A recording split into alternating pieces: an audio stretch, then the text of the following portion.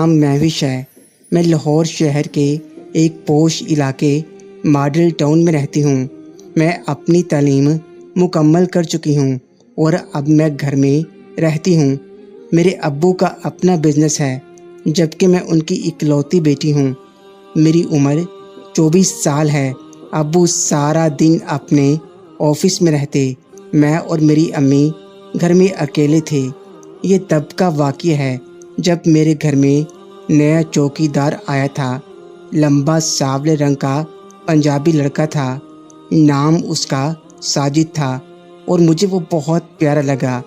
मैंने सोच लिया कि इस पंजाबी लड़के के तनख्वाह के साथ बोनस भी दूंगी, लेकिन पहले ये ज़रूरी था कि मैं चेक कर लूं कि ऐसा न हो कि वो मेरे घर किसी को बता दे या किसी और नौकर को बता दे जो बाद में मेरा भांडा फोड़ दे।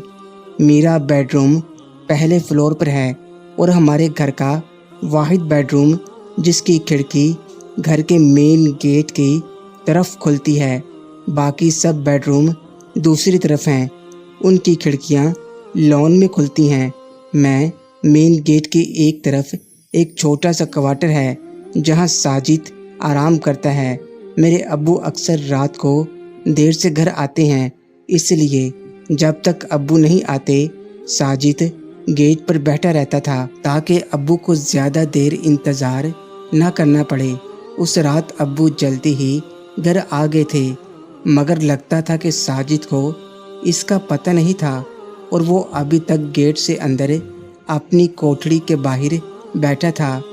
उसने सिक्योरिटी गार्ड वाली नीली यूनिफॉर्म पहन रखी थी और कोई अखबार पढ़ रहा था। मैंने चुपके से उसे देखा और अपने आप को कपड़ों से आज़ाद कर दिया। अब मैं कुदरती लिबास में थी, लेकिन वो मुझे देख नहीं सकता था। मैं उसे आहिस्ता आहिस्ता गर्म करना चाहती थी। उसके बाद मैंने अपने कमरे में रोशनी कम कर दी। अब मैं खिड़की के पास आकर टहलना शुरू हो गई और मेरा अंदाज़ा ये था कि साजिद को यूँ लगे जैसे मुझे नहीं मालूम कि मैं उसे नज़र आ रही हूँ। मैंने चुप कर देखा तो साजिद बेकरारी से खिड़की की तरफ देख रहा था। अगले दिन मैंने ऑफिस जाते हुए साजिद को देखा। उसकी नज़रें मेरे खरबूजों पर थीं। उस रात मैंने खिड़की में उसे एक हल्की सी झलक और दिखाई।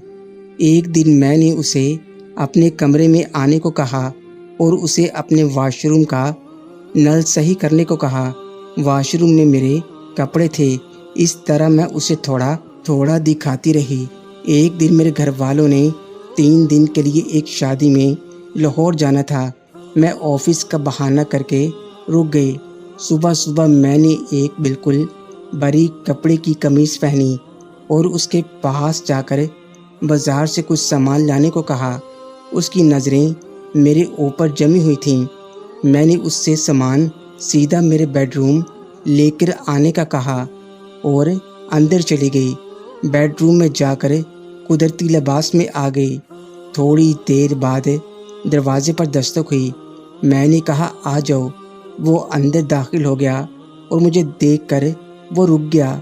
मैं बेड पर लेटी थी और अपने हाथ से काम कर रही थी और मेरी उसके सामने थी।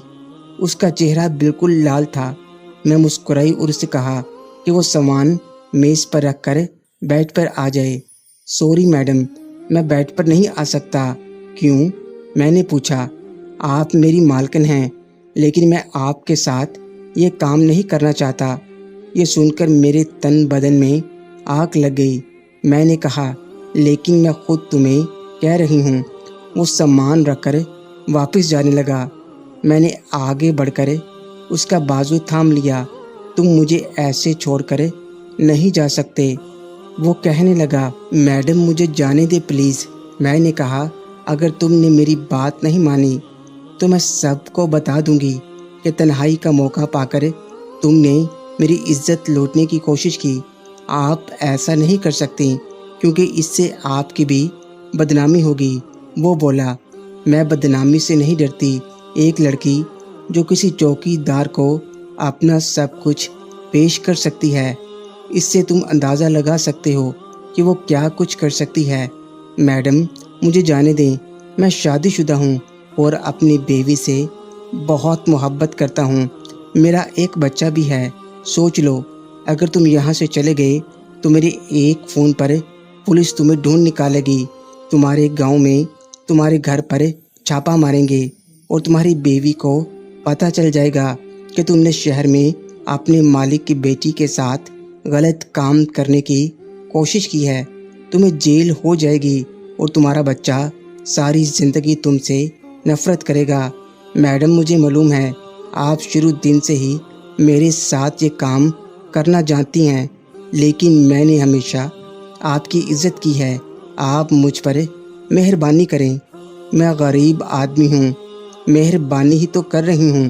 میں نے کہا، ایک خوبصورت جوان لڑکی تمہارے سامنے کھڑی ہے اور پھر اگر تم یہ کام کر لو گے تو کسی کو پتہ بھی نہیں چلے گا، اور اگر نہیں کرو گے تو میں تمہاری زندگی بھیانک بنا دوں گی، تم سوچ بھی نہیں سکتے، تمہاری نوکری چھوٹ جائے گی، تمہیں شہر چھوڑنا پڑے گا، تم اپنے گھر بھی نہیں جا سکو گے، میں تمہاری زندگی جہنم بنا دوں گی۔